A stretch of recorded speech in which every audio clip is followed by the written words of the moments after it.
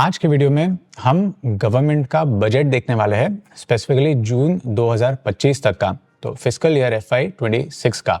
Government का budget देखने से हमें ये पता चलेगा कि पिछले 3 महीनों में FY26 में टिल डेट गवर्नमेंट को कौन से सोर्सेज से कितना रेवेन्यू मिला है और इस रेवेन्यू को गवर्नमेंट कौन से खर्चों में इस्तेमाल कर रही है। स्पेसिफिकली खर्चे देखने से हमें ये पता चलेगा कि कौन से खर्चे रिकरिंग जो है उसमें गवर्नमेंट कितना स्पेंड कर रही है, जैसे कि इंटरेस्ट एक्सपेंस हो गया या फिर सब्सिडीज हो गई, क्योंकि ये जो रिकरिंग खर्चे हैं वो इकोनॉमिक ग्रोथ को बूस्ट नहीं करते। ये तो every year interest payment borrowing पे करना ही पड़ता है, सिमिलरली एवरी ईयर सब्सिडीज भी पे करनी पड़ती है, तो ये लॉन्ग टर्म इकोनॉमिक ग्रोथ को ज़्यादा बूस्ट नहीं करता।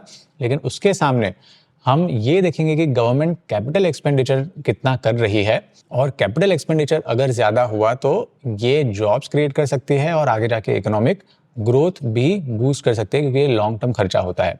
तो गवर्नमेंट के रेवेन्यूज और एक्सपेंडिचर देखने से हमें कौन सी चीज़ें हमारा इकोनॉमिक इंजन फायर कर रही है, इस चीज़ का अंदाज़ा आता है। तो चलिए देखते हैं। ये डेटा रिलीज करता है कंट्रोलर जनरल ऑफ अकाउंट्स, जो कि मिनिस्ट्री ऑफ फाइनेंस के अंडर में आता है, और इसमें सबसे मेजर टेक अवे ये है कि अप्रैल, मई और जून 2025 यानी कि FY 2026 का टिल डेट टोटल मिला के कैपिटल एक्सपेंडिचर आप देखो तो 2,75,000 करोड़ हुआ है, जो कि पिछले साल की कंपैरिजन से ऑलमोस्ट 52% का ग्रोथ है।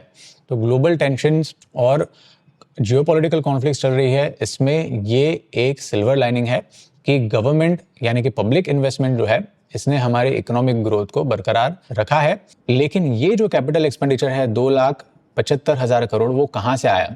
आप टैक्स रेवेन्यू देखो गवर्नमेंट का जून 2025 तक, तो वो तो फ्लैट टू नेगेटिव है, ऑलमोस्ट 1.3% का डी ग्रोथ है, क्योंकि कॉर्पोरेट टैक्स में खास कलेक्शन हुआ नहीं है, -4% है।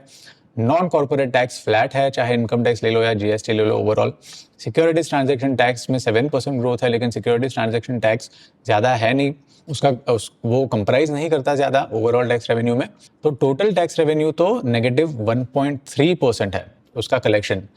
तो इसके सामने नॉन टैक्स रेवेन्यू जो हमारा है वो 33% से बड़ा है पिछले 3 महीनों में। और इसका एक मेजर रीज़न तो ये है कि RBI ने सरकार को डिविडेंड जो दिया है इस साल, वो पिछले साल की कंपैरिजन से ऑलमोस्ट 27% ज़्यादा है।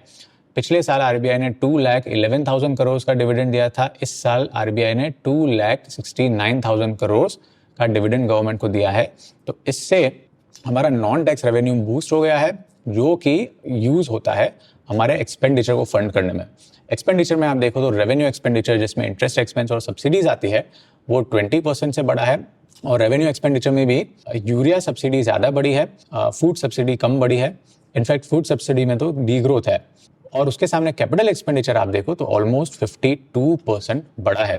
तो गवर्नमेंट का इस साल का टारगेट ये है कि फिस्कल डेफिसिट 4.4% ऑफ GDP तक रखे, और अभी तक का फिस्कल डेफिसिट आप देखो तो almost 17-18% of the full budget estimate हो गया है जून महीने तक। Total fiscal deficit target numerical terms में हम अगर बात करें तो 15,69,000 करोड़ का फिस्कल डेफिसिट का एस्टिमेट है गवर्नमेंट का, जो कि पिछले साल 16,85,000 करोड़ का था। तो 15,69,000 crore would be around 4.4% of the GDP।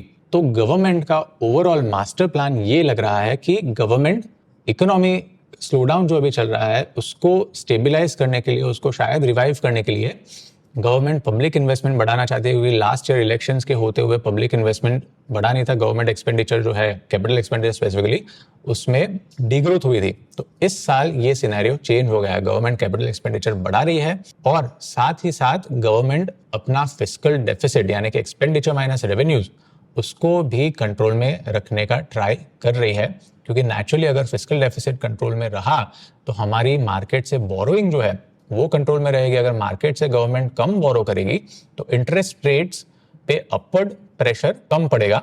Interest rates पे अपवर्ड प्रेशर नहीं पड़ा तो इसका मतलब ये है कि लोगों की EMI जो है ईएमआई में जो ईएमआई का जो बर्डन है वो कम रहेगा तो शायद से बैंक क्रेडिट ग्रोथ जो है वो बढ़ना शुरू हो, क्योंकि अभी तो आप देखो तो बैंक क्रेडिट ग्रोथ 9-10% पे हो रही है, जो कि पिछले साल ऑलमोस्ट 20% पे हो रही थी। तो बैंक क्रेडिट ग्रोथ पुअर है। उसके सामने ऑटो सेल्स आप देखो तो ऑटो सेल्स में टू व्हीलर सेल्स सिर्फ 4.7% से बढ़े थे जून में। पैसेंजर व्हीकल सेल्स ऑलमोस्ट 2.5% से बढ़े थे। ओवरऑल ऑटो सेल्स आप देखो तो सिर्फ 4.55% से बढ़े थे। तो ऑटो सेल्स भी वीक है, सामने बैंक क्रेडिट ग्रोथ वीक है।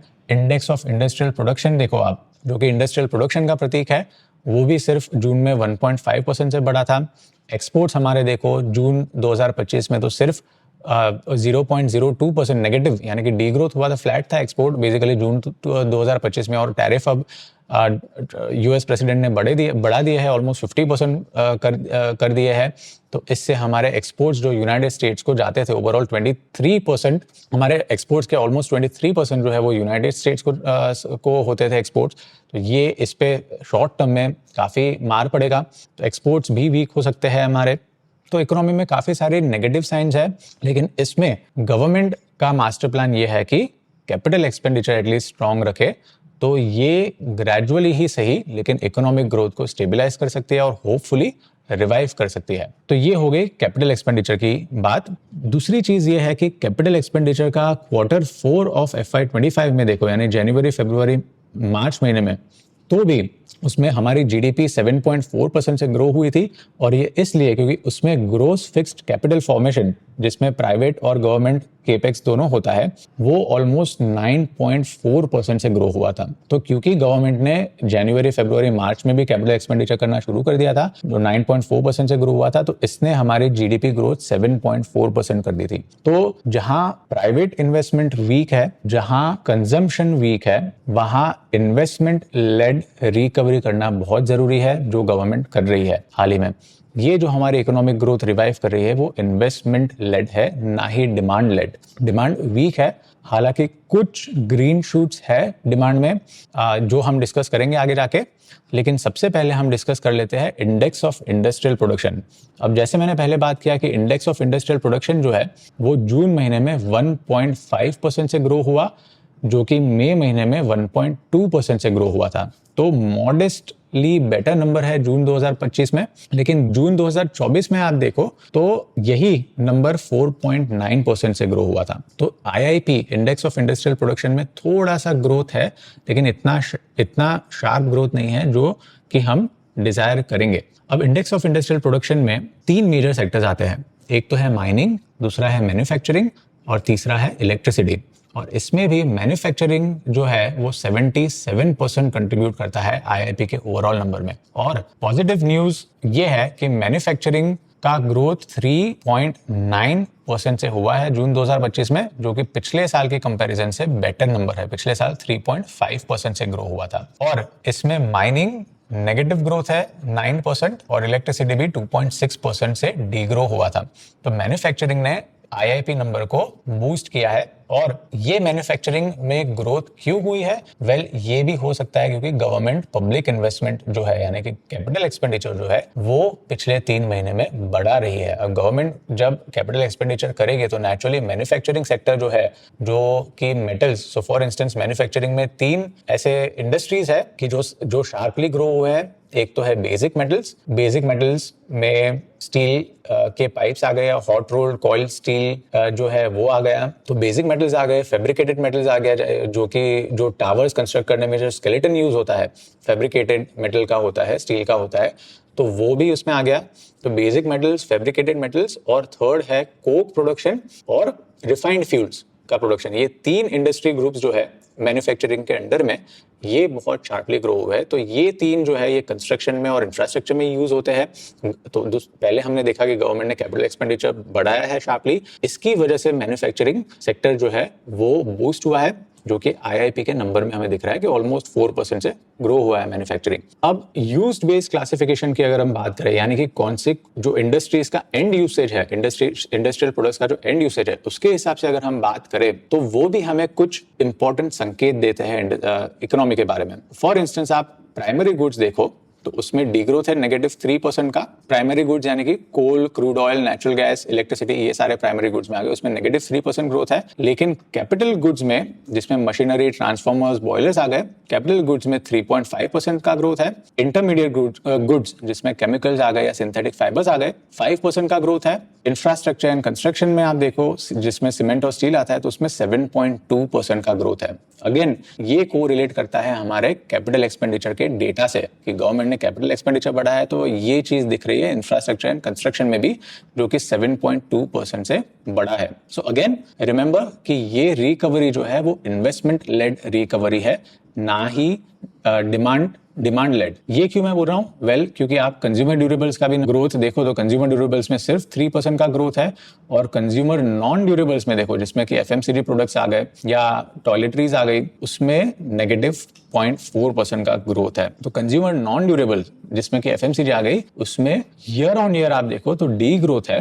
कंज्यूमर ड्यूरेबल्स में भी मॉडेस्टली पॉजिटिव ग्रोथ है, सिर्फ 3% का। तो डिमांड काफी स्लो है, कंजम्पशन डिमांड स्पेसिफिकली, इसीलिए कंज्यूमर ड्यूरेबल्स और नॉन ड्यूरेबल्स में इतना वीक ग्रोथ है। पॉजिटिव चीज ये है कि अभी जो रिजल्ट्स डिक्लेयर हुए हैं, Q1 ऑफ FY26 के रिजल्ट्स जो डिक्लेयर हुए हैं, उसमें काफी सारी एफएमसीजी कंपनीज की मैनेजमेंट ने स्टेटमेंट दिए है कि कहीं ना कहीं अर्बन एरियाज में थोड़े रिकवरी के ग्रीन शूट्स दिख रहे हैं, थोड़ी अर्ली साइंस दिख रही है रिकवरी की। सो फॉर इंस्टेंस, अगर आप डाबर का कॉन कॉल पढ़ोगे तो डाबर के कॉन कॉल में मैनेजमेंट ने फ्लैग किया है कि उनका रियल एक्टिव जो है उसमें रोबस्ट ग्रोथ है 20%, उनके कोकोनट ऑयल में भी स्ट्रॉन्ग ग्रोथ चल रही है, ऑर्गेनिक हनी में काफी स्ट्रॉन्ग ग्रोथ है। अब जो ऑर्गेनिक हनी है या फिर कोकोनट वाटर है, ये प्रीमियम प्रोडक्ट्स है डाबर के, जो अर्बन एरियाज में ज्यादा डिमांड में रहते हैं, तो उसमें काफी स्ट्रॉन्ग ग्रोथ डाबर को दिख रही है Q1 में स्पेशली। तो उनके स्टेटमेंट के हिसाब से थोड़ा अर्बन एरियाज में रिकवरी के अर्ली साइंस है। सेम चीज ब्रिटानिया ने भी फ्लैग किया है, और सेम चीज आईटीसी ने फ्लैग किया है। आईटीसी का इन्वेस्टर प्रेजेंटेशन अगर आप देखोगे तो उसमें भी आईटीसी ने लिखा है कि रूरल डिमांड तो रेजिलिएंट रही ही है पिछले साल और इस साल, लेकिन अर्बन एरियाज में भी there are early signs of recovery. And same चीज एशियन पेंट्स ने भी अपने कॉन कॉल में मेंशन किया है, अपने इन्वेस्टर प्रेजेंटेशन में मेंशन किया है कि उनको भी पिछले क्वार्टर में यानी Q1 में और Q2 में भी उनको अर्बन मार्केट्स में ग्रीन शूट्स दिख रहे हैं। तो ये सारे कॉन कॉल्स में कहीं ना कहीं ग्रीन शूट्स दिख रहे हैं, पर ये क्वार्टर ऑन क्वार्टर की कंपैरिजन है। पिछले साल की कंपैरिजन में तो Q1 में काफी डिग्रोथ रही है, क्वार्टर ऑन क्वार्टर में थोड़ी अर्ली रिकवरी अर्बन एरियाज में दिख रही है। और इस बार मॉनसून अच्छा रहने वाला है, ऑलमोस्ट IMD के प्रेडिक्शन के हिसाब से 106% of long term average, I think long term average 87 centimetre है रेनफॉल का, तो 106% of long term average rain expected है बाय द एंड ऑफ सितंबर। मॉनसून अच्छी रहेगी, इन्फ्लेशन भी 2.1% पे, रिटेल इन्फ्लेशन आप देखो तो रिटेल इन्फ्लेशन कम है। आरबीआई ने रेपो रेट भी जो है वो काफी कम किया है, 5.5% पे है अभी। तो इसका इकोनॉमी पे ट्रांसमिशन होगा, तो धीरे धीरे हो सकता है कि रूरल और अर्बन एरियाज में, स्पेसिफिकली अर्बन एरियाज में डिमांड रिकवरी वापस आए। तो ये हो गया आज का वीडियो। रिमेंबर हमने डिस्कस किया कि गवर्नमेंट का कैपिटल एक्सपेंडिचर काफी स्ट्रांग चल रहा है। गवर्नमेंट ने फिस्कल डेफिसिट टारगेट जो है वो काफी स्ट्रिक्ट रखा है 4.4% पे। तो ये जो रिकवरी इन्वेस्टमेंट लेड है, होपफुली आगे जाके ग्रेजुअली, आई थिंक 1 साल लग सकता है, लेकिन कंजम्पशन वापस आना चाहिए, और होपफुली वी विश कि डिमांड लेड रिकवरी में ये कन्वर्ट हो जाए। Thank you and have a great week.